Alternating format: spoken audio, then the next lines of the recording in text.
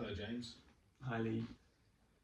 So we're here Mm. to talk about the poetry room. Yes. Are we currently in the poetry room?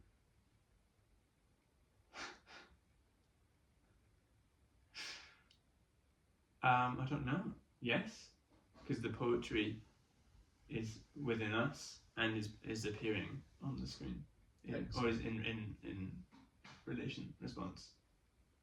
Okay. I think it probably makes sense if we're in the poetry room. Yeah. If you start by reading a poem. I agree. Can you read that, please? Yeah. Do you want me to include the title? Yes. The Tiger. Tiger, tiger, burning bright in the forests of the night, what immortal hand or eye could frame thy fearful symmetry? In what distant deeps or skies burnt the fire of thine eyes? On what wings dare he aspire? What the hand dare seize the fire? And what shoulder and what art could twist the sinews of thy heart? And when thy heart began to beat, what dread hand and what dread feet? What the hammer, what the chain? In what furnace was thy brain? What the anvil, what dread grasp dare its deadly terrors clasp? When the stars threw down their spears and watered heaven with their tears, did he smile his work to see? Did he who made the lamb make thee? Tiger, tiger, burning bright in the forests of the night, what immortal hand or eye dare frame thy fearful symmetry? Thank you. No worries. So, what does the poetry room do? The poetry room reflects words as images in response to the words that have been said. As in the words, we receive some words into a machine goes, here is some images that relate to that word, and using devices of poetry to alter the images in the same way that the devices of poetry alter the meanings of the words and the effects of poetry. Is that fair? Yeah, I think that's fine. That's fine. I think that makes sense. Good. Why does it do that? It does that because that's what we've designed it to do. Why would that be useful for a performer? It's a great question. Why would that be useful for a performer? Any thoughts? I'm unsure. Why do you think it's useful for a performer? Another frame of reference. Another thing to reflect your work back from. See what is being picked up orally by your speech and seeing that reflected in visual communication. I think I'm interested in communicating like this. Askance. I don't know what that word is. So rather than perpendicular, askance is just slightly away from the thing. Yeah, like because we now exist in a world where we can directly communicate so easily, and I can just call someone and say this is exactly what I mean. But there's still room for error of interpretation.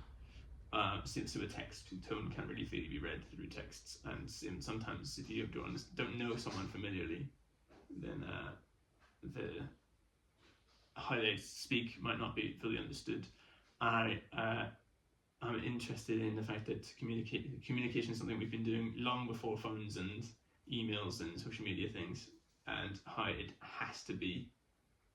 can't be that direct. It's always been indirect and has to be interpretable.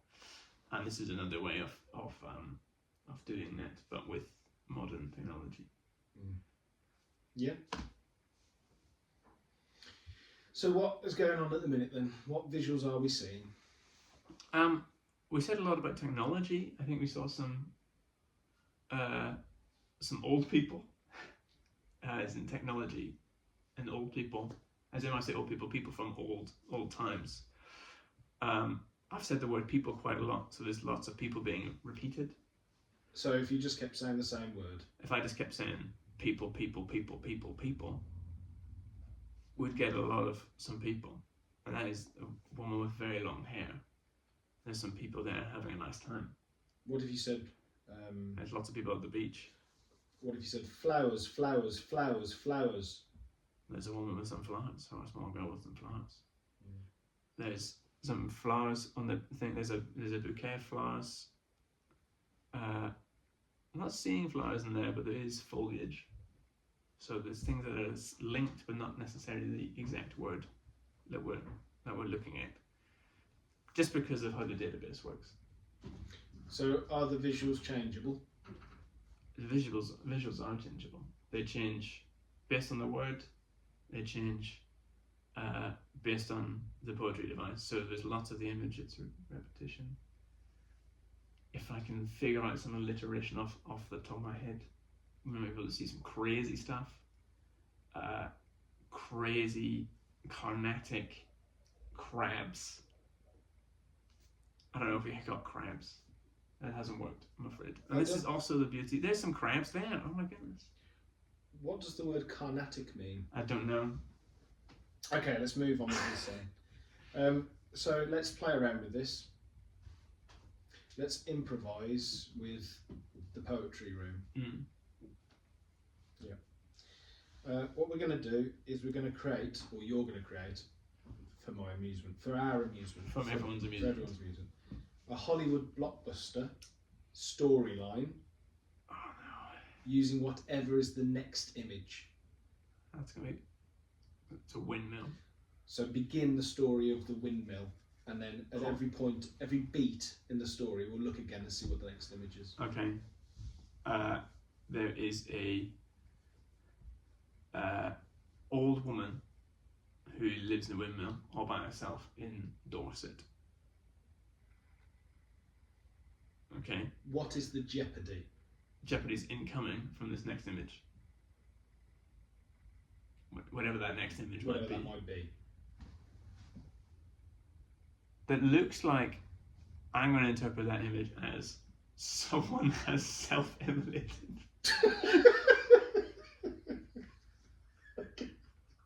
So there's the old lady in the windmill in Dorset, and outside her window, she witnesses a man burn himself to death.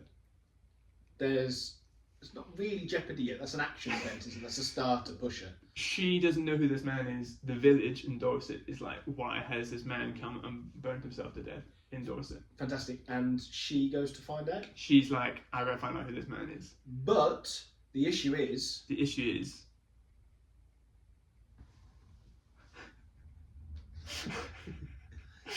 oh dear. Issue is... The man is from a nudist cult. And some shit has gone down with the nudist cult. And he has self-immolated in response to some bad stuff in the nudist cult. And via doing so, has brought awareness to the fact that there's a nudist cult within the village in this windmill in Dorset. And how does the old lady feel about this? Should we find out? She feels righteous. She feels righteous. About this not being okay, which I'm not saying is or is not okay to be nudist, but in this film, Hollywood blockbuster film, they probably don't like nudist cults to exist in. So what's the apogee? Where's the apex? What do we get? The apex is... Yeah. I'm like this image over here. Yeah. On the She left. finds God, Yeah. as in she speaks to God, and God gives her permission to wipe out this nudist cult. And how does she do that? How does she wipe out the nudist cult? Poisons them with fruit. Poisons fruit. She grows as in a windmill in Dorset. She grows things. She's agricultural, isn't she? She's agricultural, and she has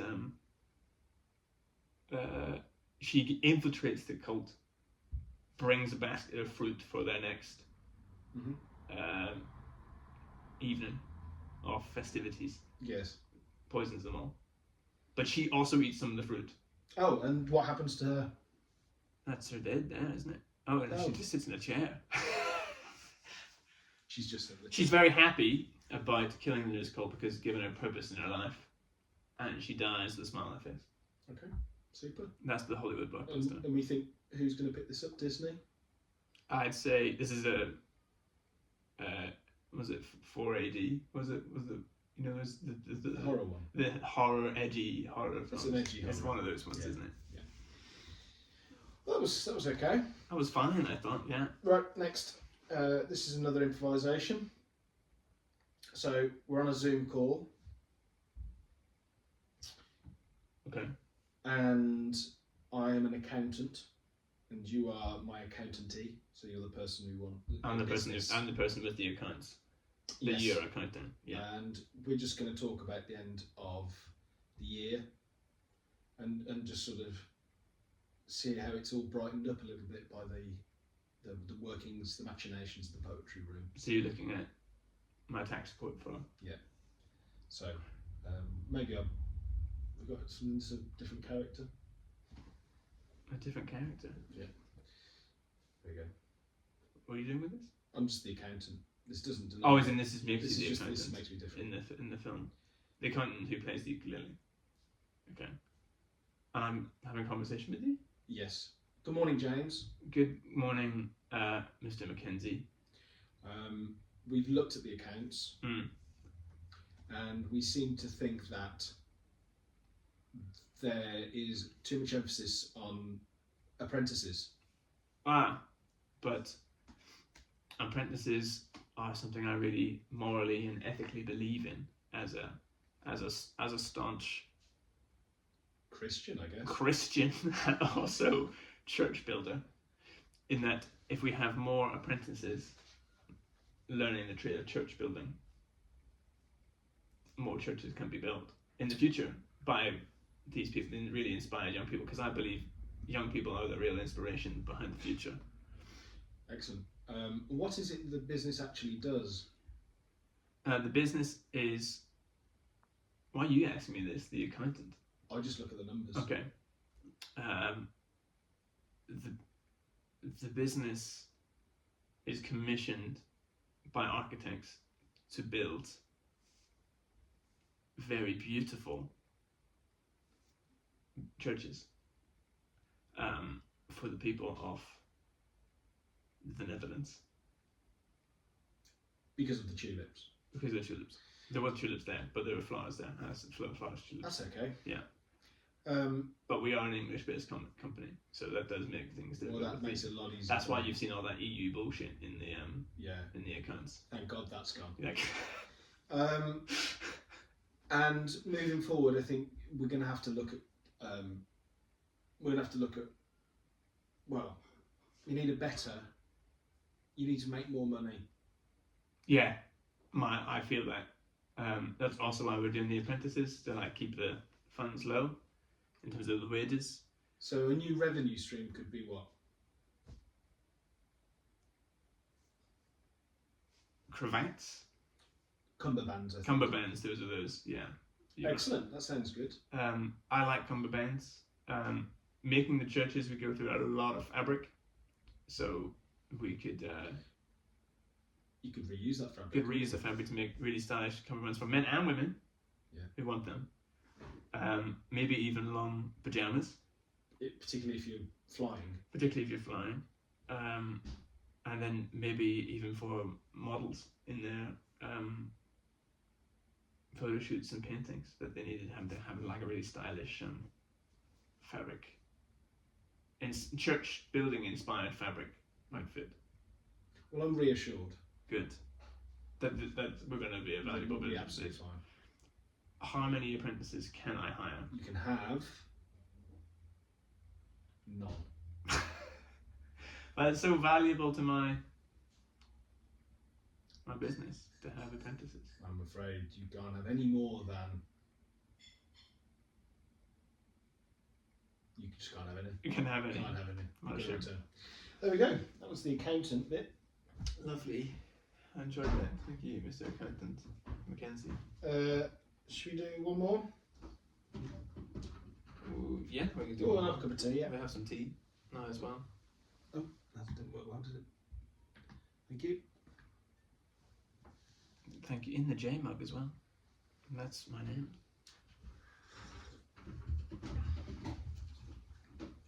Okay. So now we are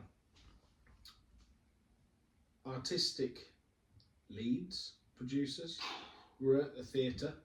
Okay. Theatre could be somewhere over in Stratford, might not be. Let's not Let's not do that. Let's not just do a time. theatre. Yeah. And actually, what we're doing is we're set designing. So we've got a new production of the play that can't be named. I don't know the play. Oh, it was in that one. Yeah. Okay. I was like, which one's that? The one that can't be named. Worked it out. And we're thinking we've got quite radical views on how the set should be designed. Yeah. So we're now going to talk about our radical views of what the set should look like for the play that should not be named. Yeah. And hopefully, some of the images that pop up might inspire us and give some feedback. Mm. And also potentially be recorded so we can look back at it in the future. That sounds like a really valuable use. It does, doesn't it? Yeah. Actually. Yeah. Yeah, it's as if I've thought it through. Yeah. Should we do that? Let's do that. So let's think about it. Should we start with one scene? I'm positing either the cauldron boiling trouble one, or like one where Macduff finds out about Duncan. Just to base everything else around. I can't remember either of those. Okay. Are we talking about the same play? No, we're talking about the same play. It's okay. just maybe I've taught it at secondary school, whereas maybe you've actually done it. I did. Well, I don't know how relevant this is to the video, but I did do it, and it was set in a Bolivian drug cartel. Mountains. The colours are similar, aren't they? Yeah, yeah. So we could start there if you wanted, but I've got. You've got free. You've got I've free got reign. I've got experience about the Bolivian drug cartel. Macbeth. It's actually Lady Macbeth. We did. How's it different? Doesn't matter. It doesn't matter. With this video, it doesn't Okay, matter. so yeah, scene. It opens. What we're looking at. What do you feel that we're looking at? I'm feeling that we're looking at